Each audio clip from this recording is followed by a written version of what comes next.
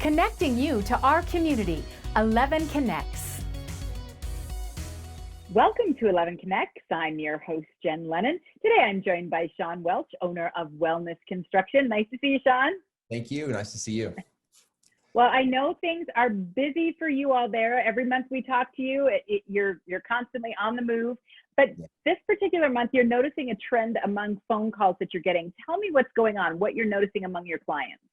Yeah, you know, I know that everybody's unusually busy in some odd ways, especially in construction right now. And a lot of our clients that we've had calls lately are saying they have unfinished things. You know, they can't get a hold of somebody, or like for instance, we have a basement right now where the gentleman just can't seem to get a hold of his contractor, and he turned to me and said, it's not done.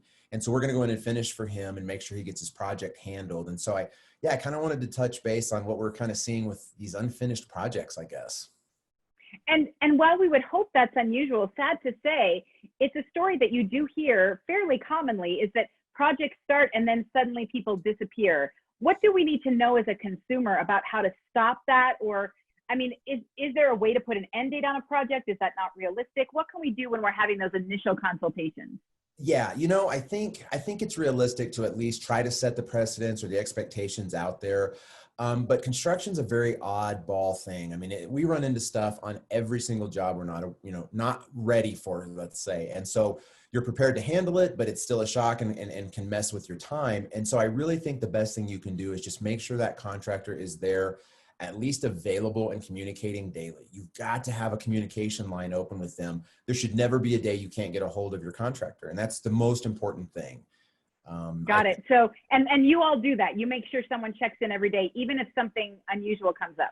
Yeah. So my office checks in with people in the morning and in the afternoon. And of course, they're aware of the timeline, the customer, the client. If something is off, we let them know, but yeah, every day they're called. So they aren't just thinking we're disappearing on them. Yeah. And I know you've mentioned to me permits can be an issue too. What are you noticing with permits? Who should be drawing those permits? Yeah. So if you have an issue in your home, you know, it's plumbing or electrical or framing, you need a contractor. A contractor who you pay should be pulling your permit. If you pull a homeowner's permit, it's not to say the guy doing the work isn't a good guy, but there could be issues there with him being able to finish or not being able to facilitate the need. And then you've got this homeowner situation. And so we've actually taken over several homeowner permits recently as well. And so that's what I wanted to follow up with. If you find yourself in this situation, obviously we've got some of the preventative steps you can ask for at the beginning when you're signing the contract. But if you do find yourself in this situation, you are general contractors now, so you can come up and finish the job for someone. Yes, absolutely. And we try to be super fair with it. You know, obviously they've already spent money, their expectations haven't been met, they're deflated. And so we try really hard to come in and kind of rescue the day and make them feel a little better and get it handled. So absolutely. Yeah. How do people start that process? Just give us a call. You know, if they give us a call, they can FaceTime us, they can send us emails, photos, and we'll just get out there, take a look, assess it, and tell them how long it would take to finish and the cost. And then we'll take over the permit in the county. Got it. And just so people know, you're still doing everything else as well. Your mobility devices, the tubs, the zero entry showers, all that's still happening. We're still trying to help people that need those things. Absolutely. Every day. Got it. And is the showroom open? Can we come by and see some of those things?